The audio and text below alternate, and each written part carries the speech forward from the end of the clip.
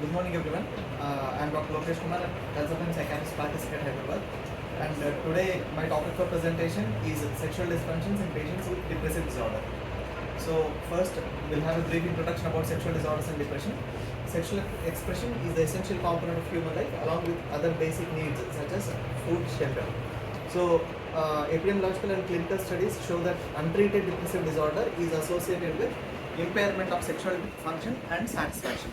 So the relationship between the sexual dysfunction and depression seems to be bidirectional, and the presence of either one of these conditions may trigger or exacerbate the other, and the treatment of one condition may improve the other. So whenever we are treating a depressive patient, you have to have a sexual history. Whenever we are treating a patient with sexual disorder, we need to think something about depression.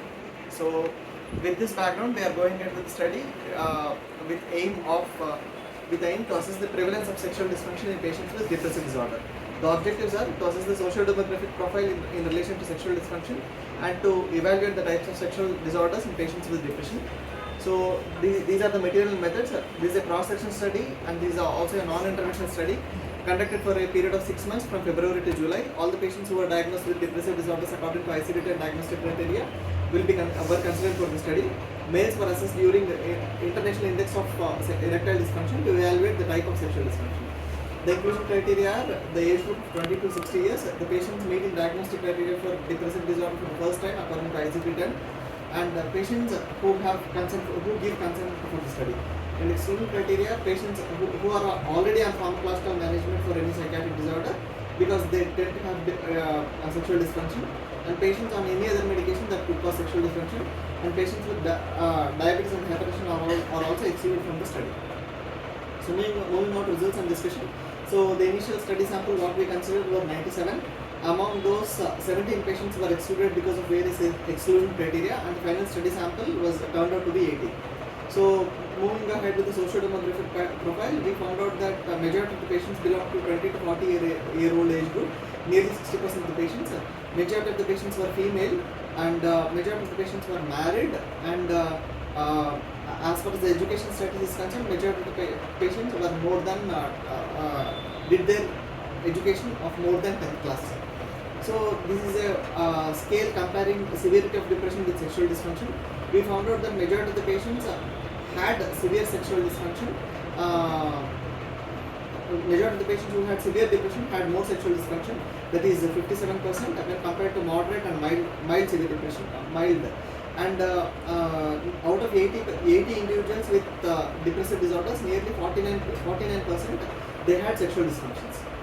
So these are the types of sexual dysfunctions people had, and as far as all the sexual dysfunctions are concerned, majority of the people they had overall dissatisfaction with the sex, that too in women. As far as erectile dysfunction is concerned, loss of sexual desire was one of the most common sexual dysfunctions that was there between both men and women. Nearly 42% of the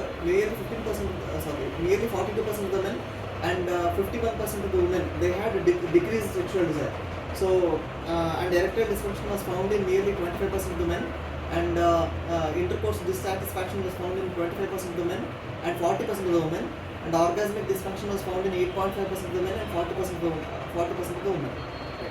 So as far as summary and conclusions are concerned, depressive disorders are more common in women than men. The prevalence of sexual you can explain gradually so that this comes after one sentence.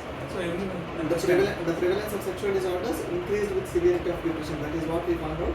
And the reduction in sexual desire was the most common sexual dysfunction, followed by intercourse dissatisfaction, orgasmic dysfunction, and oral dissatisfaction.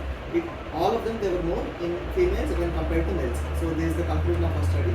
Limitations: being a cross-section study, long-term changes in sexual dysfunction could not be assessed, and the study sample, most study sample would have been better. So these the implications. So early screening for sexual dysfunctions can be helpful for the psychiatrist to start a better medication with lesser sexual side effects. So thank you so much. Any question answer?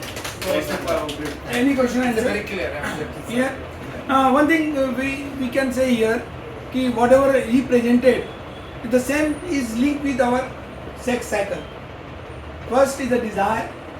If the desire, then there is the erection. Desire is equal in both male and female.